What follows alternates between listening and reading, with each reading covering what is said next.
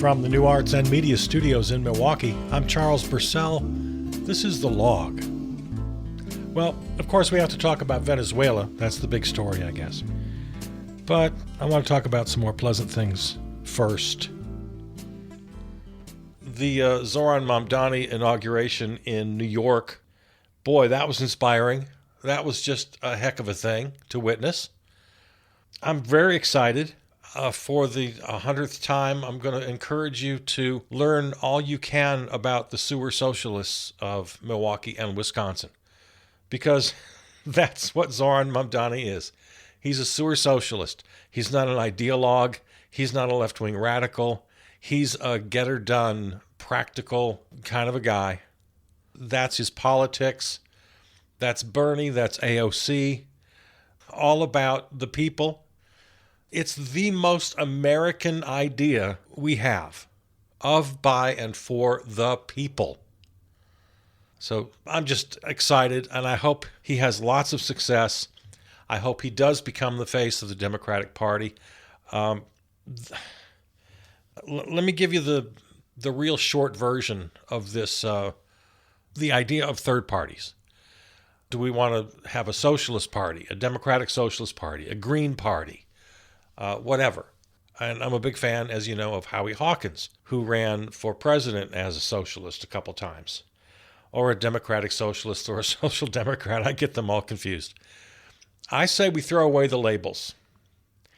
We have two major parties, Republican and Democrat. I don't like it. I wish it wasn't the case. And we have to have our parties, have our Green parties, have our third parties, socialist parties. But if you're serious about running for president, at least, just run as a Democrat. Do exactly what Zoran Mamdani has done. He said it several times, and he said it again in his inauguration speech. I ran as a Democratic Socialist.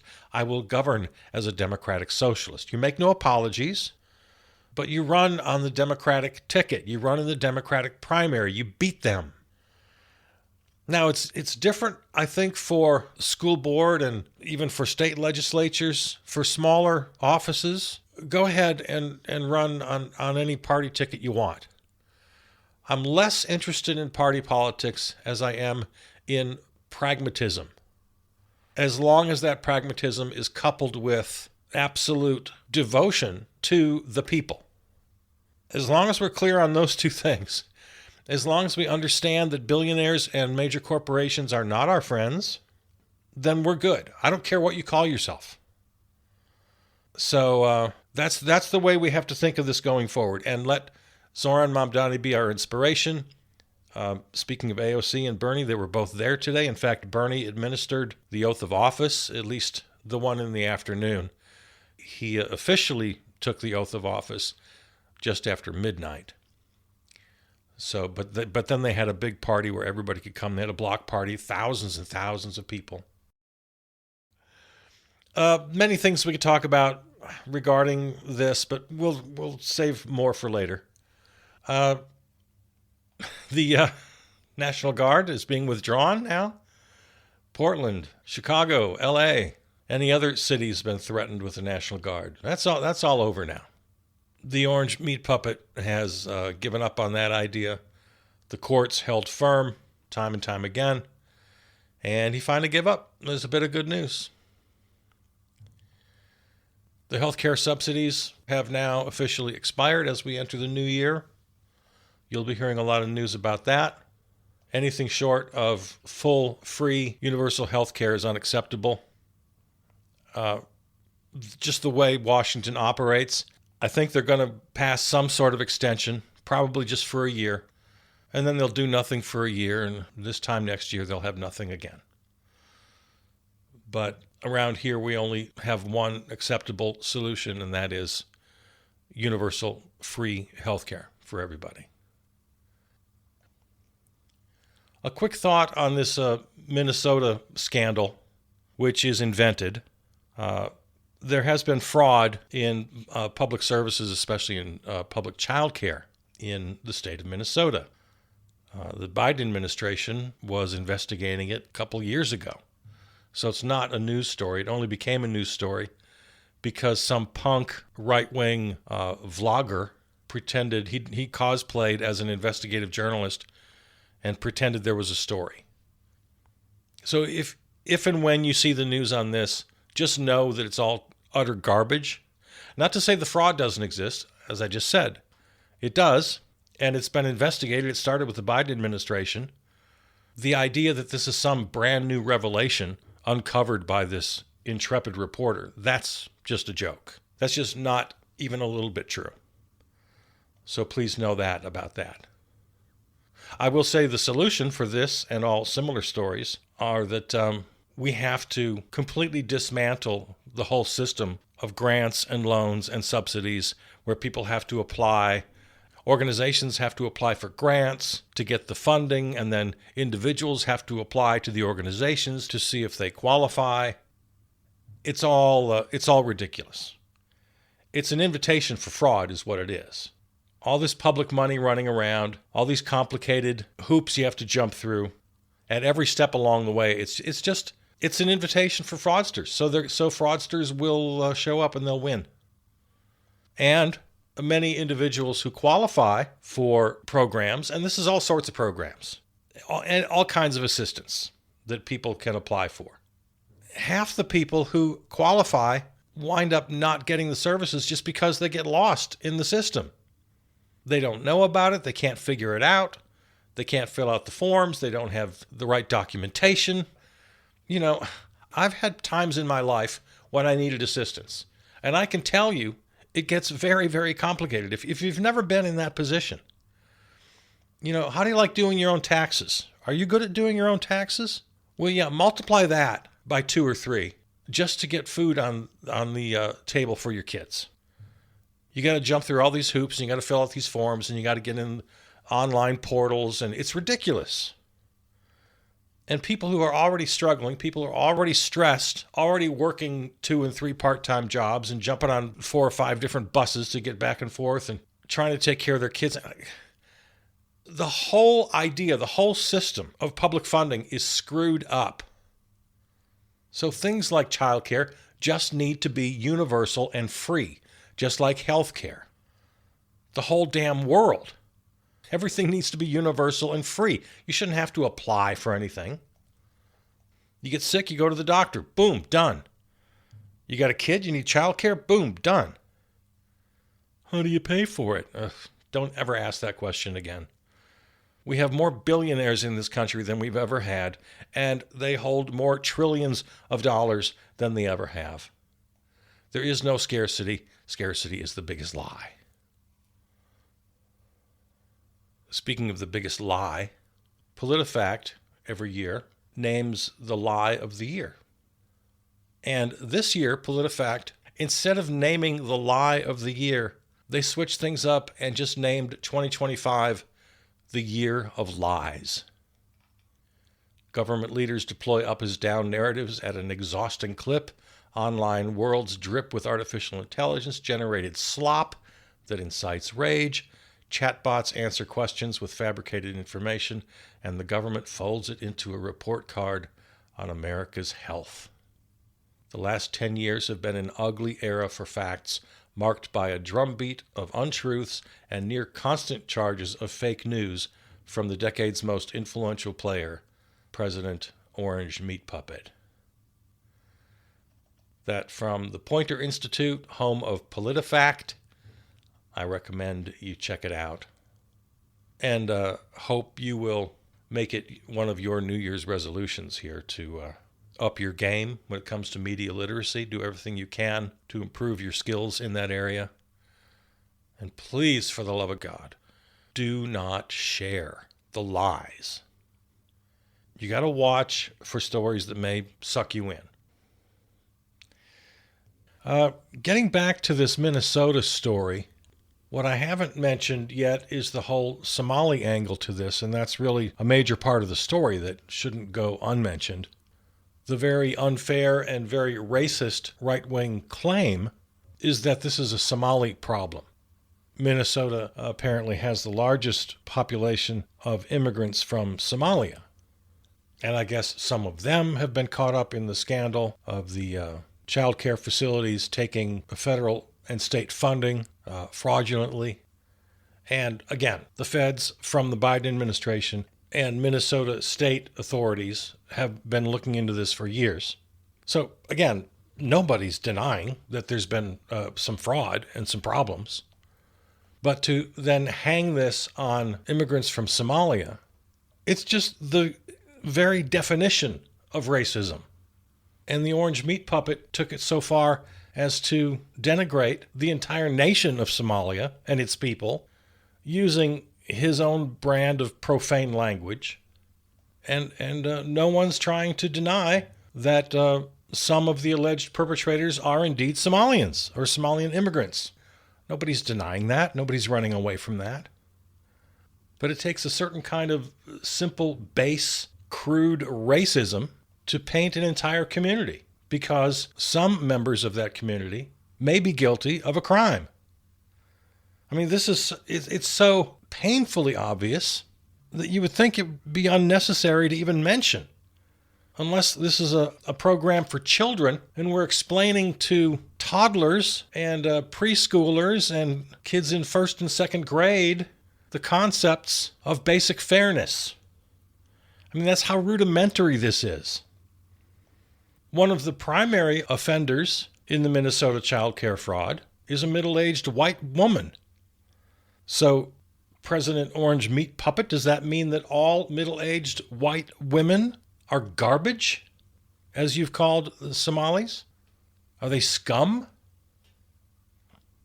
And then the other thing I'd really like to point out is this is just one more example of the Republican Party just going along with something like this.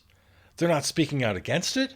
To the contrary, they're sharing fake news. They're applauding this pretend journalist. They're actually lending their own weight of office, members of Congress, members of the Senate, legitimizing this stuff. So as always, we remind you that the entire Republican Party is guilty of this behavior and has proven to be an illegitimate voice in American discourse. They're not a party. They're a collection of thugs at this point. I want to say just a couple of short things about the demonstrations in Iran and the violent response from the leaders of the regime. Now, Iran seems to go through this, every decade or so. It's not that unusual. From what I understand, these mass protests are largely due to the economic situation. If you think our inflation is bad, their prices have gone up over the last year by, 75%, I think I saw. So they're just fighting for their lives. I don't know how to break all this down. I'm not a Middle East expert, but here's what I do know. And I want to make the point. We absolutely have to find avenues for people-to-people action, citizen to citizen. We have to think globally about our kinship, what should be a camaraderie between peoples. We need to get together in concert against our respective criminal rulers. Let's just remember that as a guiding principle. As you look at a map, you can literally count them on one hand, nations that are healthy democracies. And all the rest of us are either full-blown authoritarian or in danger of losing what democracy remains. So let's just keep that as a guiding principle going forward. You and I have everything in common with 90% of the world's population, and nothing in common with the authoritarian rulers, the global oligarchs. We've got to find ways to link arms with the people whose interests we share. And it's most of us around the globe. Our regime here is indefinitely pausing all immigration from an additional 20 countries, just at a time when we need each other more than ever. The rulers of our regime are making it more and more impossible for us to get together. all pending applications for visas, green cards, citizenship, or asylum frozen. This, in addition to the already 19 countries with either full or partial bans. So we're up to 39 countries. And of course, I don't have to tell you where they are. South America, Africa, Middle East, a couple in Asia, Laos and Myanmar. So, of course, people of color, primarily Africa. Staying on the international stage here for a minute, I wish there was better news coming out of Israel, but I'm afraid that situation just continues to deteriorate. Virtually all organizations now have been kicked out of Gaza, international organizations providing aid, food, doctors, journalists. Virtually all NGOs kicked out of Gaza by Israel. They've stolen half of the Gaza Strip. They're building military bases in the 50% that they occupy, and they surround the rest. It's a virtual prison. Israeli settlers in the West Bank continue their ethnic cleansing through settler colonialism, while international war criminal, genocidal murderer Bibi Netanyahu parties at Mar-a-Lago with our own international criminal. Now up to 36 boats blown out of the water off the coast of South America. Estimated total of 115 murder victims. The orange meat puppet, under the direction of Miller, Vogt, Rubio, and Hegseth, all of them belong behind bars, guilty of international war crimes, guilty of murder, mass murder at this point, right along with Bibi Netanyahu. They all belong behind bars. And then there's this. Please mark your calendars for Tuesday, January 20th. Just a couple weeks off here. It's the Free America Walkout. Walkout for our freedoms. 2 p.m. local time, wherever you are. Walk out of your job, walk out of your classroom, hit the streets.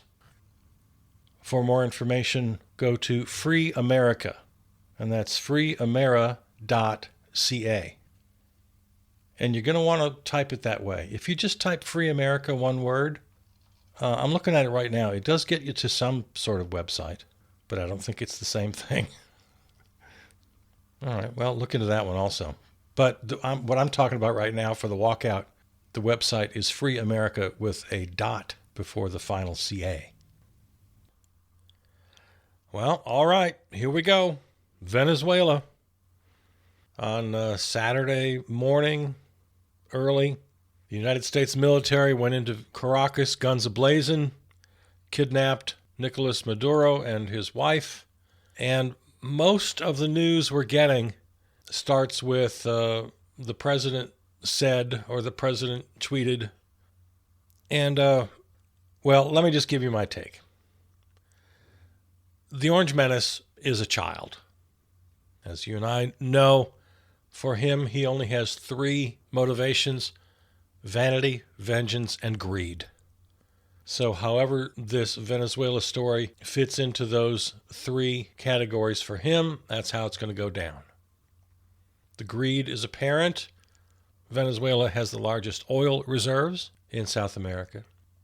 Vanity certainly plays a part because that's how his handlers, the warmongers, the oligarchs, the neocons who handle him, the orange meat puppet, appeal to his vanity. And they told him all about the Monroe Doctrine. And this is another case where he obviously just learned about the Monroe Doctrine. You can tell by the way he talks about it, that he knows nothing about it. He heard the term for the first time in his life, but he likes it. Oh, I can be the boss of half the world? Cool, that sounds good to me. You and I talked at length about the big foreign policy document issued just a couple months ago that pretty much declares the United States to be the one and only boss of the hemisphere. And in the initial press conference announcing this Venezuelan strike, they spoke in no uncertain terms. It is our divine right, although they didn't use that term, though they might as well have, to dominate the hemisphere. So he's good with all of this, even though he has really no idea what's happening, because he's a child, he's a toddler, he's an idiot. His handlers are stroking his strongman ego, and so he can talk about running the country.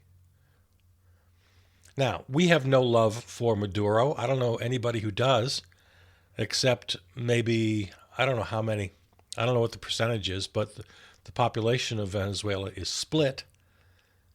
It's kind of like it is here. Maduro definitely had supporters.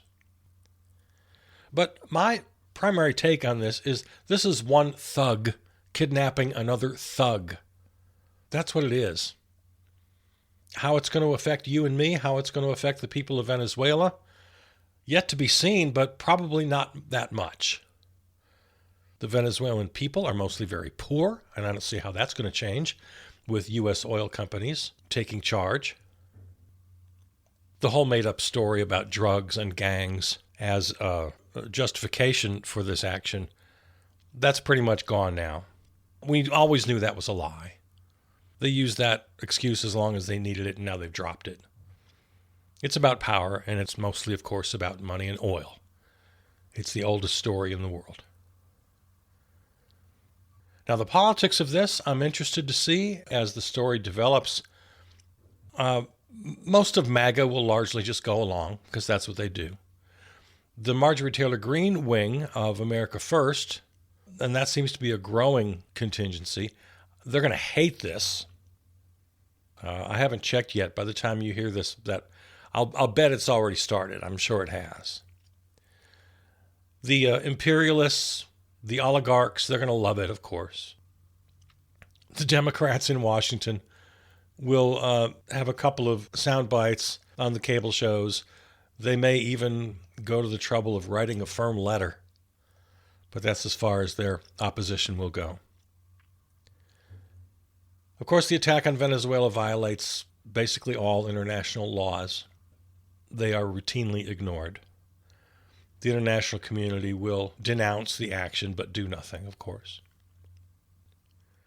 But the bottom line for me is this is why we need people-to-people democracy. We need to abolish money, abolish borders.